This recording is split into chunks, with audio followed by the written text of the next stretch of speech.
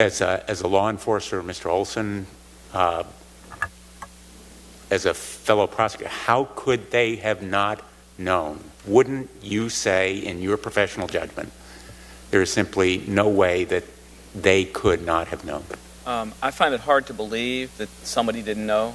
I don't find it hard to believe that this code of silence existed in a national sports organization.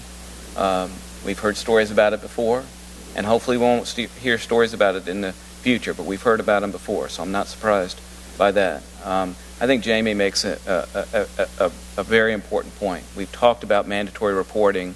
We talked about this culture to not report something because you don't want to believe it, but there's a boogeyman out there, and that is the actual protecting of the individuals, where someone not only suspects, but hearing multiple reports or hearing a credible report of sexual abuse, and that person is actually protected and then goes on to abuse somebody before. So on the one hand, it's ignorance or I don't want to believe it, and that's bad enough, and mandatory reporting can address that.